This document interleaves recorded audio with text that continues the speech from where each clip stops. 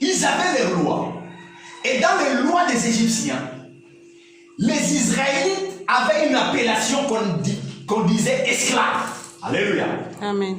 Mais quand le sang coule, non seulement les calendriers changent pour Israël, mais l'identité aussi change. Amen. Alléluia. Amen. Avant que le sang de l'agneau coule, ce peuple-là était appelé des esclaves.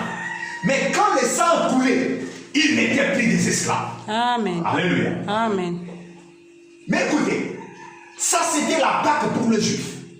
La Bible dit dans 2 Corinthiens chapitre 5, le verset 7, que Jésus-Christ est notre Pâque. Oh, je parle à quelqu'un. Amen. Je parle à quelqu'un. Amen. Si pour les Israélites, une chèvre, une brebis, un agneau était une Pâque de délivrance, était un animal qui leur apportait la délivrance, la Bible dit que Jésus est pour nous notre Pâque. Amen. Alléluia. Amen. Et si Jésus est notre Pâque, Jésus-Christ doit être pour nous la délivrance. Amen. Oh, je dis à quelqu'un que Jésus-Christ est pour toi la délivrance. Amen. Quelles qu'en soient les lois qui étaient sur toi, quelles qu'en soient les lois qui étaient dans ta famille, quelles qu'en soient les lois qui étaient régies dans ton quartier, dans ton avenue, quelle qu'en soit l'identité que le monde spirituel t'avait donnée, si Jésus-Christ est ta Pâque, cette identité tombe, il y a une identité nouvelle qui commence, parce que Christ, le sang a coulé pour que les calendriers changent. Amen. Alléluia. Amen. Donc Christ est notre Pâque. Mais la réalité, c'est quoi? C'est que les Israélites ne pouvaient pas cesser d'être appelés esclaves si le sang n'avait pas coulé. Alléluia. Amen. Alléluia. Amen. L'agneau était là le 10e jour.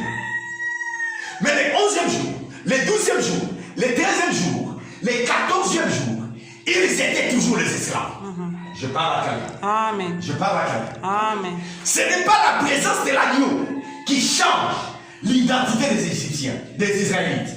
Mais c'est le sang de l'agneau qui change l'identité. C'est pourquoi Jésus-Christ est venu. Il est venu comme l'agneau de Dieu. Quand Jean-Baptiste a vu Jésus, il a dit, voici, il n'a pas dit voici l'homme. Il a dit voici l'agneau de Dieu. Alléluia. Amen. Alléluia. Amen. Donc Jésus-Christ était l'agneau. C'est pourquoi la présence de Jésus-Christ, quand il marche, quand il fait le miracle, ça ne change pas notre identité. Alléluia. Amen. Alléluia. Amen. Jésus-Christ chasse les démons. Mais l'effet de chasser les démons n'annule pas la puissance et le pouvoir de Satan sur le monde. Alléluia. Amen. Mais il a fallu que Jésus-Christ, comme étant l'agneau véritable, il a fallu qu'il passât par la mort. Et que si son sang coule, la victoire et la délivrance est accordée au peuple qui s'identifie à son sang.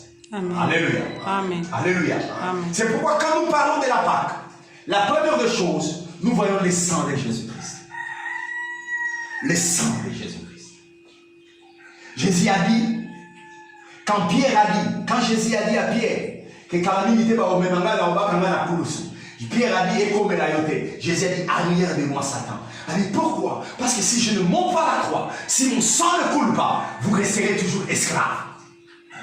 Alléluia. Amen. Et l'homme, à partir d'Adam, l'homme était devenu esclave du péché, esclave de Satan. Il a fallu maintenant que l'agneau pascal, le sang de l'agneau coule pour arrêter l'esclavage de Satan, l'esclavage de la magie, l'esclavage de la tradition, de la coutume et de toutes ces choses que tu connais sur la vie.